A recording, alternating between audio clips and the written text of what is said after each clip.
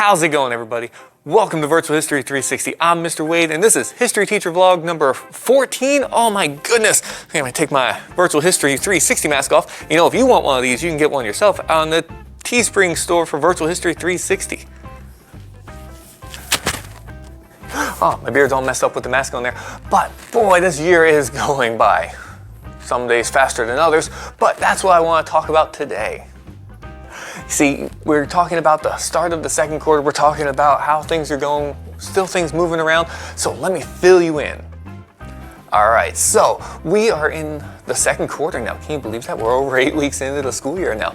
And things are going pretty well, okay? But I tell you, I've tried a couple different things this year, and we've talked about some of them. One of the things that I haven't really talked about much here is the idea of not being so stressed out. I've been trying to keep myself from stressing out. And one of the things that always stressed me out in years previous, the last 2 years specifically, was making sure the kids were on top of everything 100%. You know, the last couple of years I've taught civics, and knowing that they had that EOC at the end, I was like, you guys have 10 pounds of material in a 5-pound bag, so we're gonna keep working. This year, I can take a step back. US history, world history.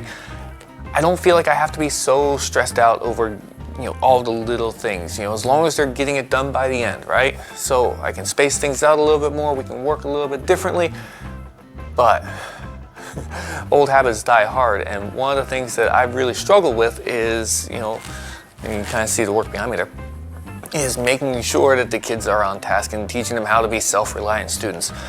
One of the things, one of my big takeaways from the first quarter, reflecting back, is that the kids are like electricity or water. They seek the path of least resistance.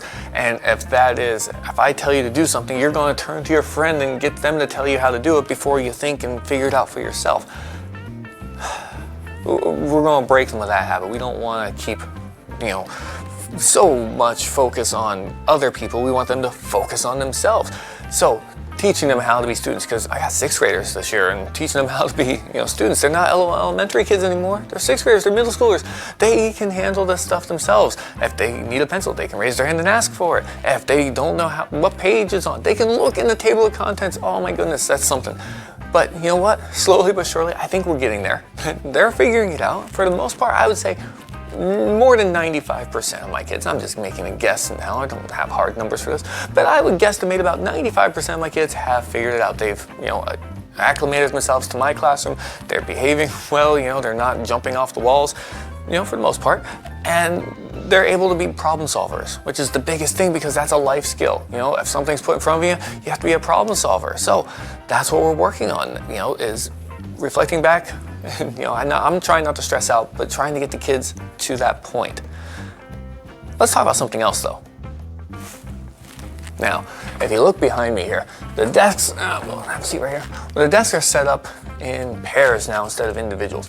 I did this because right now I have 24 desks set up. My biggest class is still 23. But we were told that it could go as high as 27 as long as the average works out. So I needed to make room, because if kids start coming back face to face, we have to have a place to put them. So I worked on rearranging my room this morning, going from singles to pairs. The plus side is now I have more room in between the pairs. Like you see here, I can put an extra tile there. That's a good thing. But now the downside is, like this group here, they're smushed up against each other. But because they're facing the same direction, you can't really see me, because they're facing the same direction, I think that's okay, because they're facing forward. This does make it easier to do some think, pair, share, work with your shoulder partners.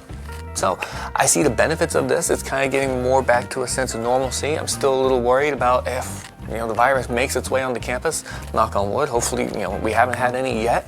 Let's keep it that way. We're still wearing our masks, and it's even more important now that we're a little shoulder to shoulder. But the kids are doing a good job with that. But just giving you an update, this is the reality. This is what we're working with. Oh, I can see in the back of my poster fell down. It gets humid in the weekends, so posters tend to fall off the wall. I have to fix that one after I'm done shooting the video. Okay, so that's my update. It's the first day of the second quarter.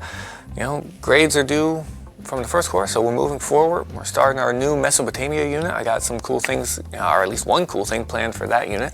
And we have Egypt, so world history is going to be short this easy. We're in Road to Revolution and then American Revolution coming up for U.S. history, so we're moving forward through history. We're moving forward through class.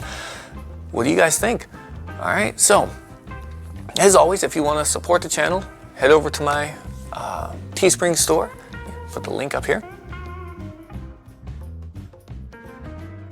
Subscribe so you can keep up with the vlog. Hit the like button, let me know what you think.